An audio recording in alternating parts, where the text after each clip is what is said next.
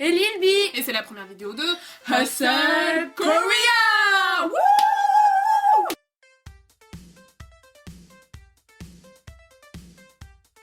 Souvent quand les gens postent des vidéos K-pop sur internet, la première chose qu'ils vont poster ça va être une réaction MV, un groupe ou un solo. Mais nous on va vous parler d'une chose bien plus intéressante. Les fans. Les fans de Rookie. Donc en fait le premier sujet qu'on va aborder c'est les fans de Rookie. Et en fait ce qu'on comprend pas chez elles, c'est par exemple quand le groupe Alphabat a débuté, pendant qu'ils étaient encore en train de sortir leur photo teaser, il y avait déjà une fanbase de ce groupe. Et en fait ce que je comprends pas c'est que pour créer une fanbase, ça veut dire qu'on est fan. Et pour être fan, ça veut dire qu'on a déjà entendu la musique du groupe. Or, si le groupe il a pas débuté, t'as pas découvert, t'as pas écouté la musique. Donc en fait je comprends pas comment il peut déjà y avoir des fanbases avant même que les groupes y sortent. Imaginons le premier MV il sort, et vous voyez les fans les administratrices de la page, elles se rendent compte qu'elles aiment pas du tout la musique qu'ils font Alphabat. Ouais. Ils l'ont dans le cul. Et aussi pour le groupe Todd Dogs, il m'a beaucoup étonné, c'est qu'ils sont 12, 13, donc c'est beaucoup. Et quand le MV il est sorti, j'ai vu qu'il y avait déjà sur Twitter des gens qui connaissaient tous les prénoms. Le jour même où il est sorti. Et on sait pas, on sait pas s'ils avaient fait des trucs avant ou... Ouais, ils ont fait. Je sais qu'ils ont fait des mixtapes, qu'ils ont sorti des. Pas beaucoup de teasers, des teasers photos. Ouais, teaser vidéo, je crois qu'il y en a eu un ou deux, je ne suis pas sûre. Mais en tout cas, ils connaissaient tous les prénoms, ils sont 13. Moi j'ai EXO par exemple, ils sont 12, Ouais. 12, ok. J'ai mis jusqu'au mois dernier, j'arrive toujours pas à reconnaître Suho.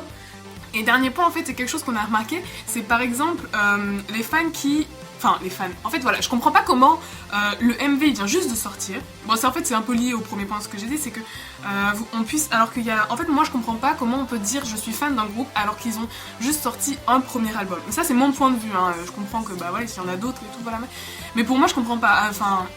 À partir d'un album, on voit juste une seule facette de l'artiste, etc. Donc c'est un peu compliqué de dire j'aime cet artiste, il chante trop bien, là, d'accord, mais moi j'attends de voir ce qu'il fait ensuite avant de dire ouais non je suis vraiment fan, parce que je suis fan à partir du moment où l'artiste m'impressionne. C'est-à-dire que je reconnais qu'il a beaucoup de talent parce qu'il peut faire beaucoup de choses différentes.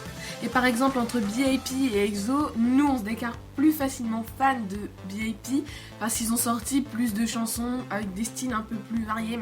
Alors que EXO, même si on va dire Groll et l'autre c'est Wolf, c'est différent de Mama et History, mais perso, je trouve que ça reste quand même dans le même genre, le même style, il n'y a pas vraiment de différence en fait, c'est la même ambiance, toujours un petit peu sombre, noir, marron, tout ça, bleu, c'est un peu les couleurs de base quoi, de leur clip, donc je trouve qu'il n'y a pas trop de différence, alors que BIP, c'est vrai, ça change vraiment entre Warrior et Crash, donc on voit vraiment, donc pour moi c'est plus facile de me dire je suis fan de BIP parce que j'aime vraiment leurs deux styles qu'ils présentent, alors que EXO, bof quoi.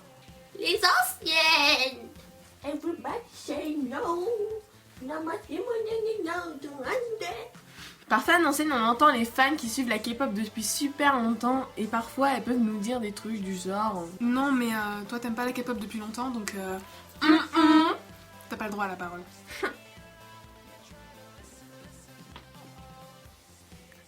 Les extrêmes. Bon déjà, je tiens à vous dire que je vous déteste.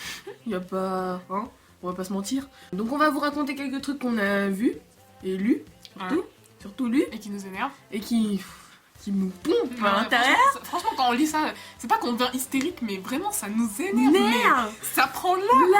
Ça prend vraiment là. Non, quand même pas, mais franchement, ça nous... On comprend. Voilà. Y a pas de mots. Premier point, alors je suis Skyrock et je suis tombée sur le blog d'une fille de 12 ans qui aime la K-pop. Donc il y avait un article sur Oon, où en dessous, Oon de Yuki, et en dessous il y avait une petite phrase genre ah j'adore Yuki, j'adore Oon, je l'aime trop, il est trop beau. Donc voilà. Et j'ai laissé un commentaire disant ah oui moi aussi je l'aime bien et tout. Et elle m'a répondu et j'étais franchement choquée de sa réponse. En lettres majuscules et capitales. Non. Oh, c'est le mien, le prends pas s'il te plaît. Et bonhomme qui pleure et cœurs et petites vaguelettes. Donc franchement, c'était dégueulasse. On va pas se mentir, c'était dégueulasse. J'étais en mode choquée devant mon ordinateur en voyant ça. Elle m'en a parlé pendant une semaine quoi de ce truc. Ça c'était vraiment. Elle a débarqué et elle a dit non, c'est pas ce qu'on m'a dit. C'était dégueu. Et donc j'ai répondu quelque chose. Franchement, j'ai vachement intériorisé ce que je pensais. J'ai quand même répondu quelque chose de gentil, comme quoi je disais qu'il appartenait un peu à toutes ses fans. Et même ce n'est pas un objet. C'est pas un objet, donc il n'appartient à personne. Donc voilà. Deuxième point, en fait c'est un commentaire que j'ai lu sur Soompi, sur un article à l'époque où l'acteur Yoo Sun-ho partait à l'armée. Et donc il y a des fans donc, de lui qui postaient des commentaires et il y en a un qui débordait d'amour. C'était du genre non, pourquoi il part à l'armée, c'est le meilleur de tous les acteurs et ceux qui sont pas d'accord avec moi, je les tue. Non mais est-ce qu'il y a vraiment besoin de développer ce genre de commentaires, enfin de l'expliquer, ce qui nous choque quand on lit ce genre de commentaires? Parce que enfin, ok, franchement je comprends quand ils partent à l'armée, on comprend, on est triste, enfin moi je me suis toujours pas remis personnellement du départ à l'armée de Lee-Tuck, mais un peu de réserve, enfin je sais pas, de là à aller si loin dans vos propos, je ne pense pas que cela soit nécessaire. De là nous menacer quoi. Ouais, enfin non mais c'est peut-être. Je me doute bien que c'est à prendre au second degré, voilà, mais bon au bout d'un moment, enfin je comprends. Franchement, je sais pas comment expliquer que ce genre de truc ça me gonfle en fait. Y a pas d'autre mot à dire, mais juste voilà, ça me gonfle. Et troisième cas, bien malheureux cas, c'est encore un commentaire, toujours des commentaires. C'est toujours dans les commentaires. Hein, où il y avait marqué Oppa, je t'aime. Je t'aime trop. Ah, je rougis. Cœur, étoile, cœur, vague. Cœur, étoile, XD. Ah, le lilas.